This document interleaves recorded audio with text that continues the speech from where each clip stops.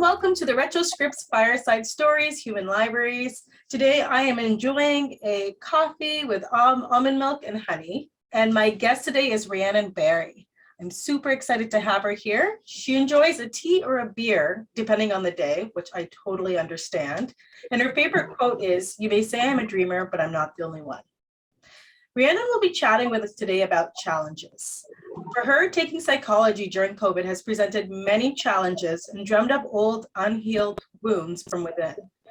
She has had to tackle many traumas head on, from childhood poverty and homelessness, family dynamics, personality and developmental years, and attachment issues, and realizations about her career experience that led to chronic stress and damage to her self-worth, something I think that we can all understand. During COVID, she believes we have all had to do a lot of reflection within ourselves. But when you have a 25-page paper to write on a topic that has to do with triggers and trauma, you're forced to kind of wade through the different dynamics, through the tears, the body's psychological warning systems, and screaming to tell you that you're exploring a little too quickly and urging you to stop. So for her, it's being a period of eminence, growth, and life path realizations. I think that is super cool, and I am very excited to hear all about that, Rhiannon. But before we dive into that story, how about you tell us a little bit about yourself, who you are, what you do, and then we'll dive into the revelation that you had. Sure, yeah. Well, thanks for having me on. My name is Rhiannon Barry. I am a self-taught visual artist. I have also worked in social services for many years. And now before COVID hit, I had made a conscious decision to go back to school for psychology counseling, because I would love to be an art therapist. Yes. So currently what I'm doing is I'm already developing and building off of the skills I acquired as a social worker. I've been developing wellness arts-based activities. And throughout COVID, recognizing a need for social connectivity between artists, I developed some online programs, which I'm currently running, and it's picking up steam, and I'm starting to see sponsorships and grants come in to support those initiatives, which is exciting, but a lot of work when I'm also in school. Yes. Yeah. You've got a lot of layers going on for sure. Yeah, it's a balance, right? It's a balance with that, and then a balance with COVID. And like you said, most of us can relate to some of the things that I submitted there as in my revelation. Is you've had to really take a hard look at yourself, who's in your life, why you've done things, and then we're all coming out sort of the other side, and we have a choice, really, or maybe some of us don't have a choice but to grow and become something different. Mm-hmm. But we are at this stage now where you can bury yourself and try to do all the things and get out there and do all the things that you usually do and you did before COVID, and be like, oh, I get back to normal. I loved how life was before this. But in reality, most of us have come to some sort of realization or have had some sort of epiphany. And I think it's important to hold on to that, and even like keeping a journal through it, or things like that. Like, I think it's important to hold on to those realizations. Definitely. And I like the idea of the journal. I feel like a lot of people have kind of come home to like the creative aspects of life, the creative, whether it's painting, drawing, writing, whatever it is. We figured out that it kind of unleashes something within us that needs to be released. Yeah, like a basic human desire and need and drive. So I actually did have I hosted an artist talk. I do something called the Pathfinder Artist Series, where peers prepare something that they can be sort of like the speaker of, and then other artists and creatives join in. And the last one that I did was how art has seen people, the community, the world through COVID. And a lot of times we've been doing this for free. Mm-hmm. You saw a huge uptake in online paint classes and crafting classes, and people getting back to music and doing all sorts of like creative endeavors, and it goes beyond that. It goes towards helping to alleviate fear and to create hope through, all this information was coming out, and it took an artist to put those into infographics and memes and things like that to really like say, okay, this is the real information about the virus, about what you can do, about how you're feeling, but then also the hope in large scale murals and art, outdoor art. So I think artists and music and plays and the whole spectrum of creative arts have played a much bigger role and than everybody is currently aware of.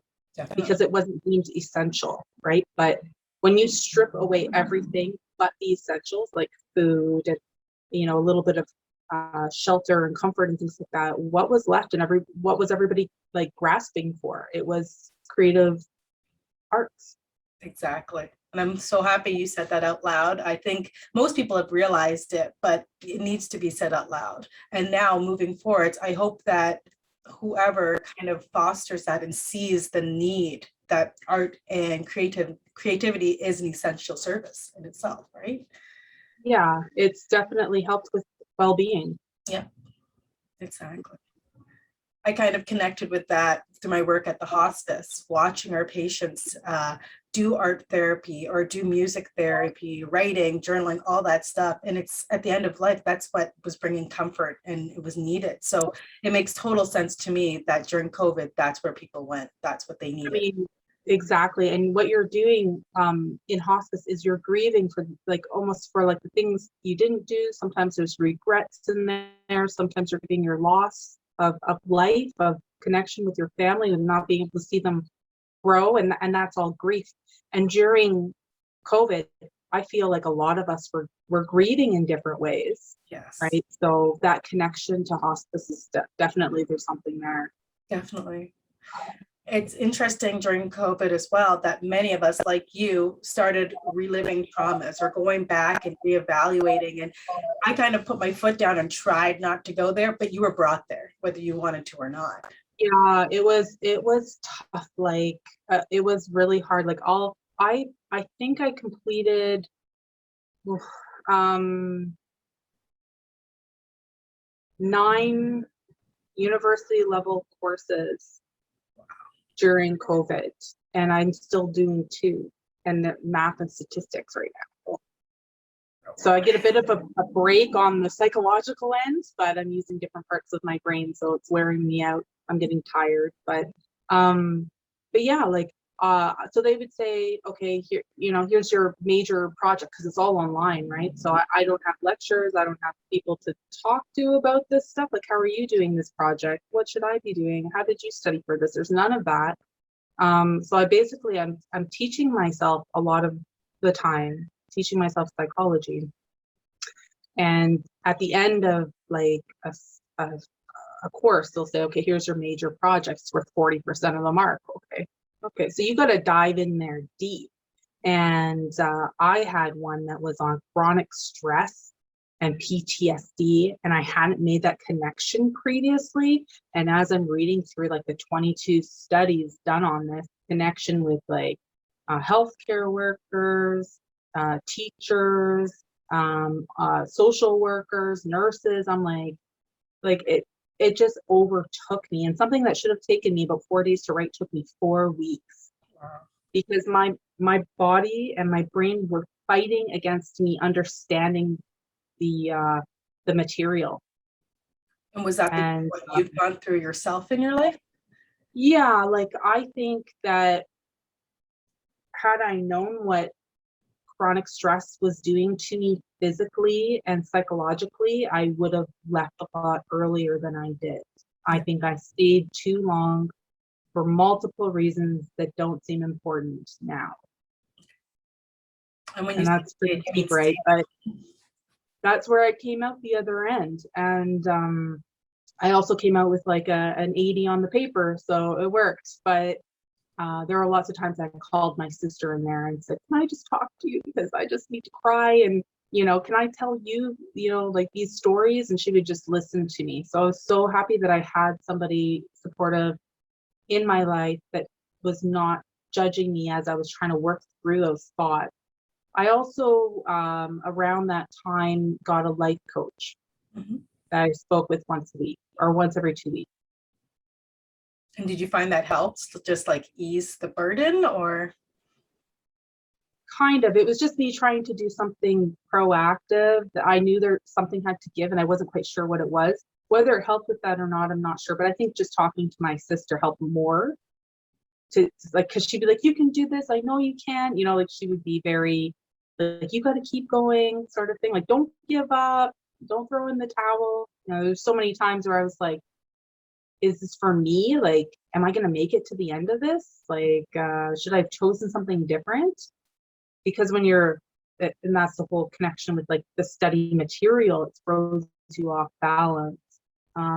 There was another paper I did on childhood poverty and abuse and neglect, and it just hit me like a ton of bricks because everybody's always said, "You are so strong. How are you so capable?" You know, and you said it before we even started recording. You seem so put together. Well, it's like I grew up fast, I matured fast, and I became capable because I had no other choice a lot of the time. I'm one of 11 children. There were times when in our youth, like Catholic upbringing, things were great, but there were times where there were transition stages where we weren't okay.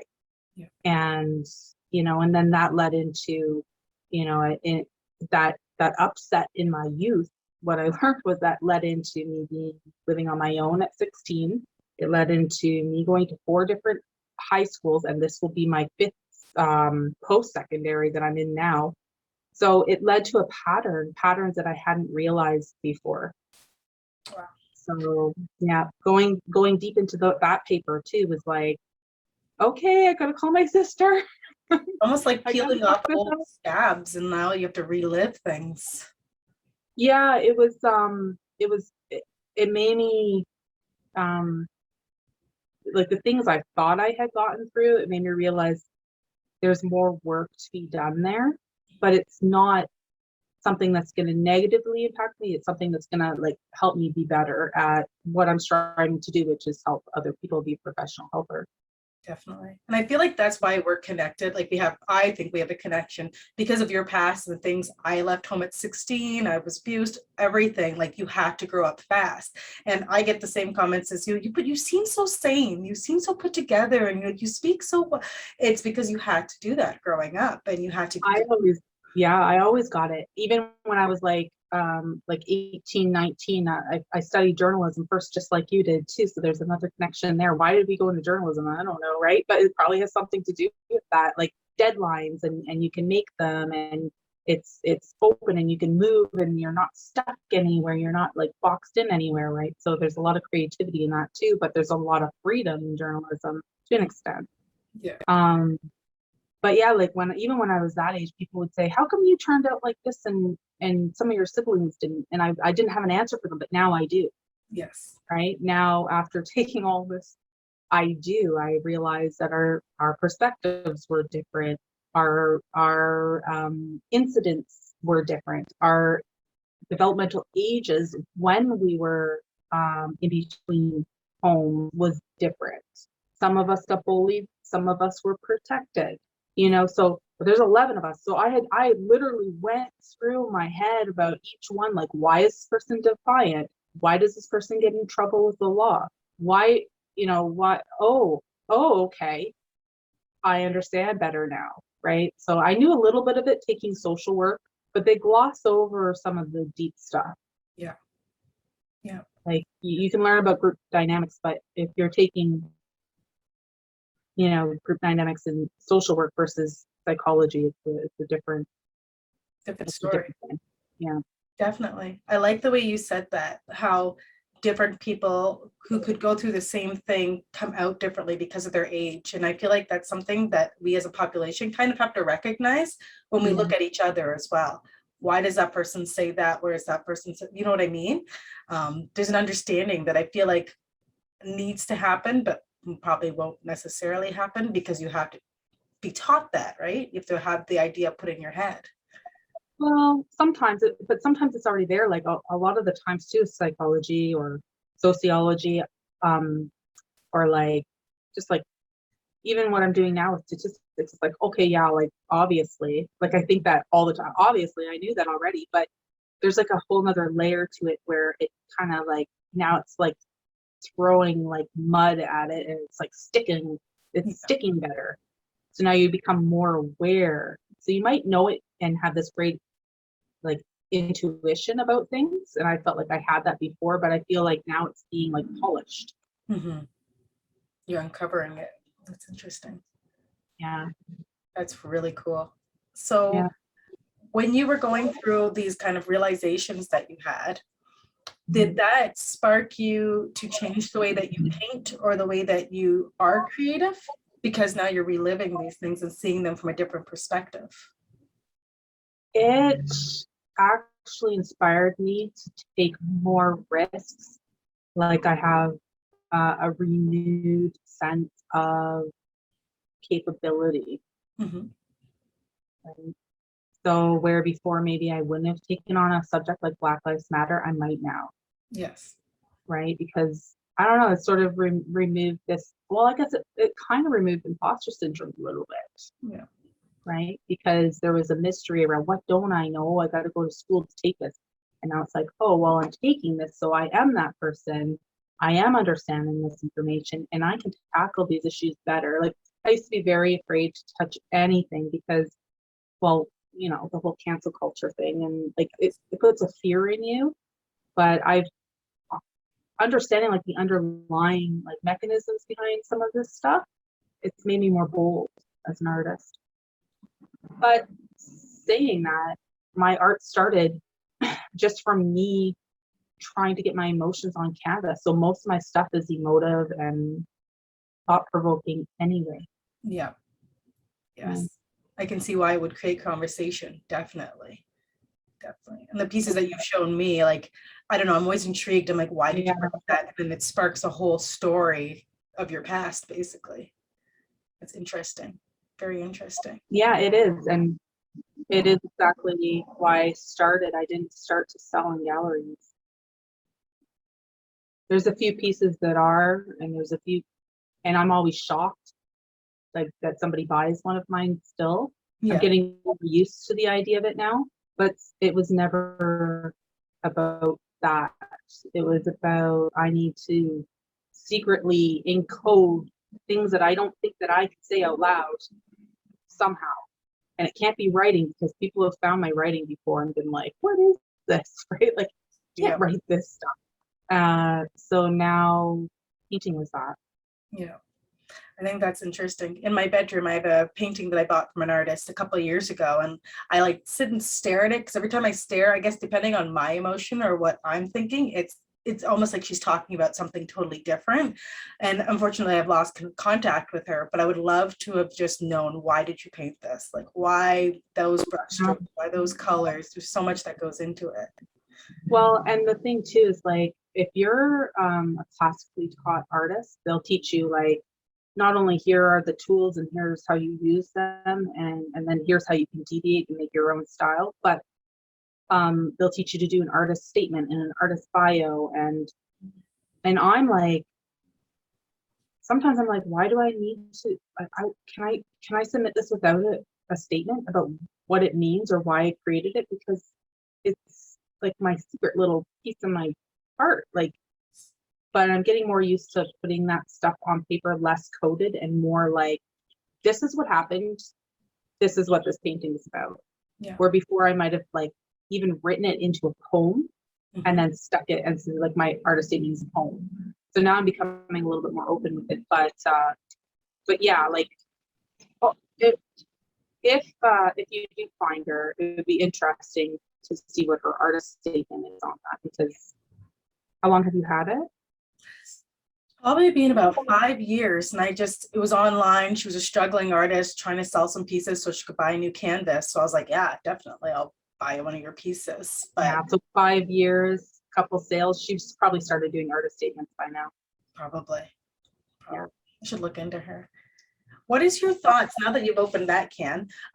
What are your thoughts on people just sharing their work and the way it's received? And by that, I mean, as a writer, I know that some things that I write, people are like, you can't say that, you can't write, like it's just, and a post I actually put up today, I'm kind of nervous about the way it'll be received, but it's kind of my feelings, and I'm kind of tired of sugarcoating and just, I almost say watering down some of the pieces that I write that I want to put out there in the public. I mean, you can do it in a book, but I think that this, because I'm like, I don't know, I don't want to talk age, but I think this comes with age and maturity too, like the not giving a hell, yeah, because I think I read somewhere that you're happiest in your 50s or something like that, because you just stop caring about what other people think, and you take off that mask and you're just who you are.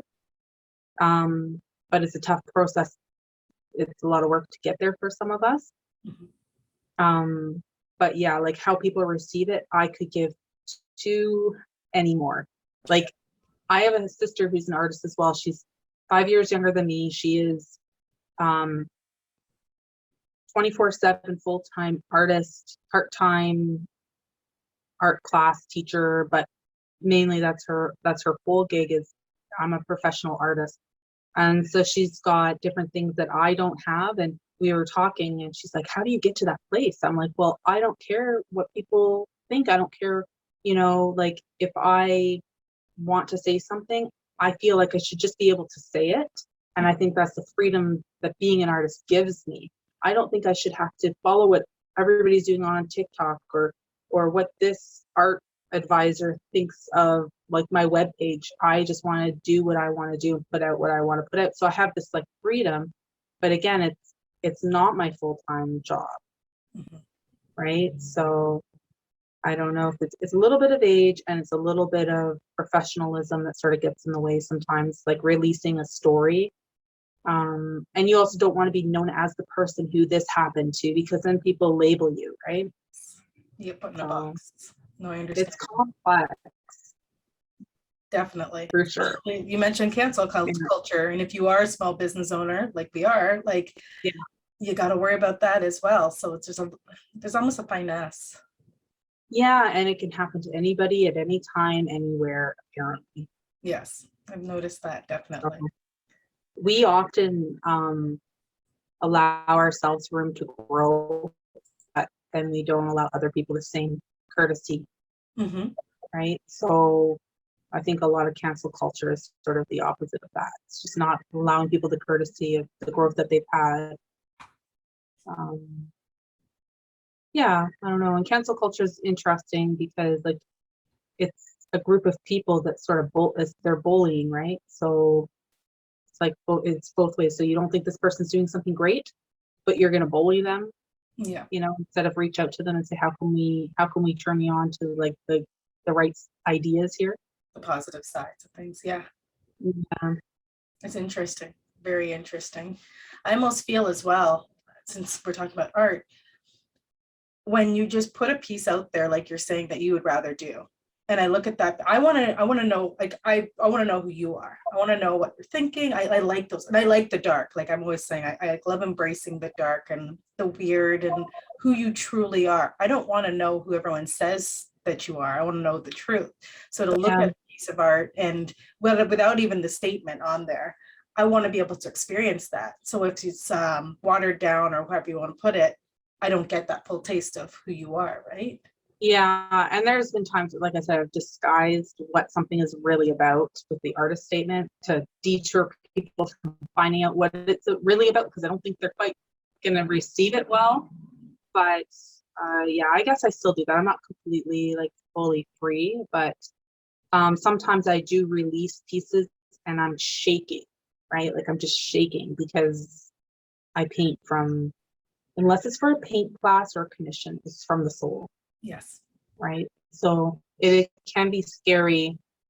But there's giant chunks of that have been just like ripped off and thrown away over the years. Yeah. That's interesting. So now you're going to be a psychologist, you have art, you have all these different layers to you. When you were going through your teachings during COVID and you were having those, I'm just looking at my notes here, those full body like episodes where you were dealing with the trauma, did your artistry help you through that? Like, was that where you turned, or what helped you get through that for those who are also? Yeah. I remember being in them and looking at deadlines and looking at marks and being like, well, if I want to get into another program, I need to get this type of mark, and stressing out on top of the stress. Mhm. And then being like, okay, I need to go paint. I need to make time for this. This is important. And I created a few pieces during COVID, but mostly what I was doing was something called the Creative Conversations Pen Pals Project. Mhm. It was actually something that sprung out of a applied psychology course project where I randomly match two artists together online, and they create back and forth in like a jazz style, sort of call and response style with their art, and it becomes a creative conversation. And then at the end of it, I put it all on an online exhibit, and we have an artist chat and talk about like, oh, what was your inspiration? Was it the color? Was it a feeling that you got from it? So I'm actually in the middle of round 6 right now, and there have been about 40 artists involved. Wow. So throughout COVID, I've been not only doing it for myself, but decided to do it for other people too that might have been in a rut with their art or just looking for like a social connection. So using creativity to connect people. That is. And so a lot of my pieces through COVID are reflected in those online exhibits. And some of those pieces have sold. And you know what I mean? And one is in a show right now. So like, and those are 48-hour turnarounds. So I create something, I send it to my match. They have 48 hours to turn around and send me something back.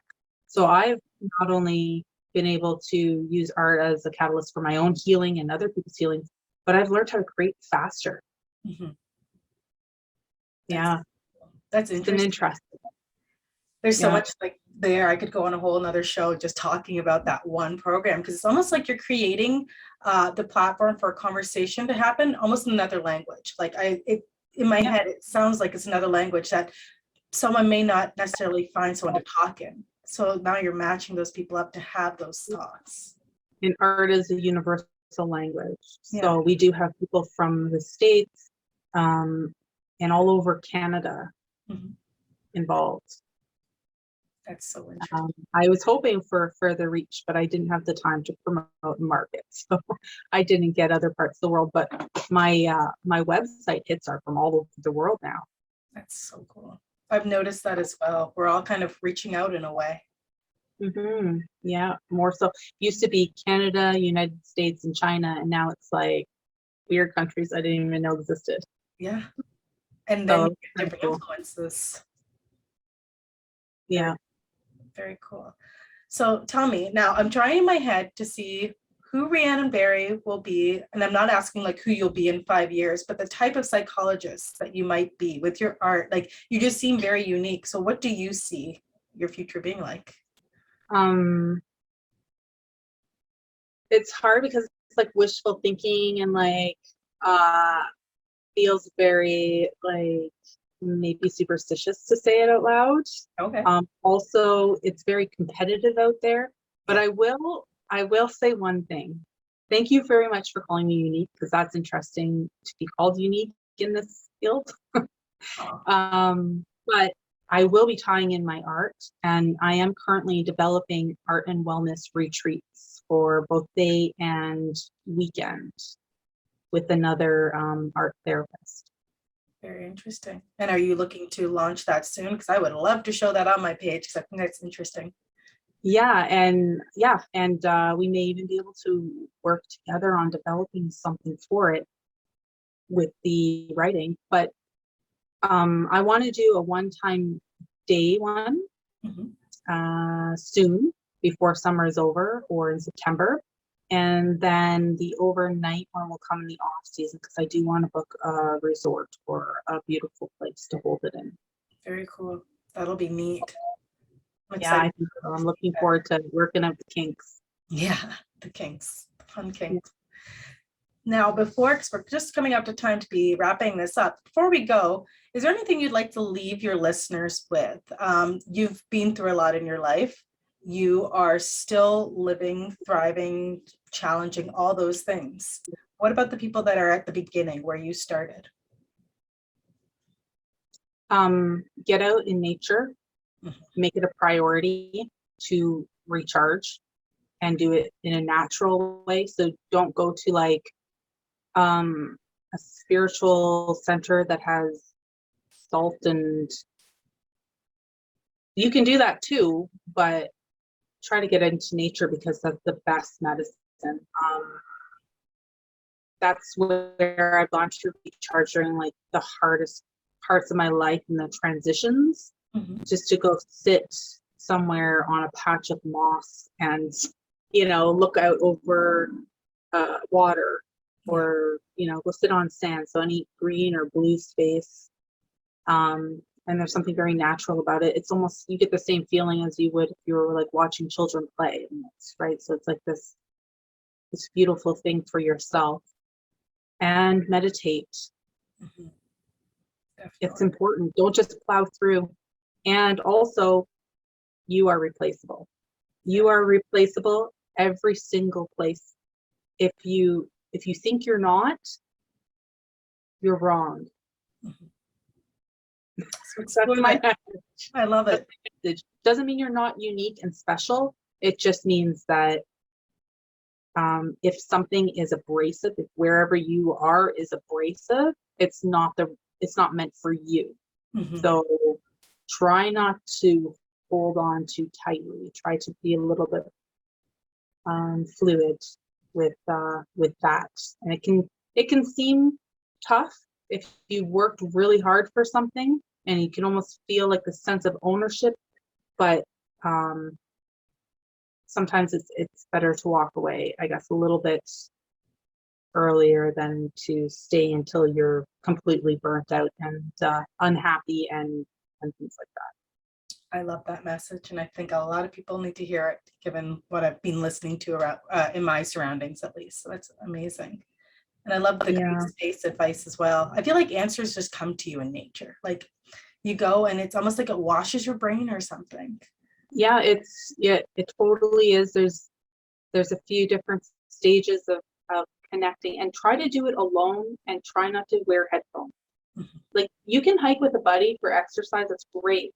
But if you do it alone, like be safe, but if you do it alone, take those headphones out, you're gonna get way like 75% more out of it. Definitely. Interesting. I love it. Well, thank you for that message, and thank you for chatting with us. For everybody that's listening or watching, I'm going to be listing Rhiannon's social media handles, her website, and all that information a little bit later, or above or below this post. Please feel free to either reach out to myself, reach out to Rhiannon if you have any questions, or if you'd like to sign up for her workshops. They are amazing, and I feel like they can definitely help you with your soul. Thank you again, Rhiannon. Thank you for having me on. Have a great day. You're so welcome.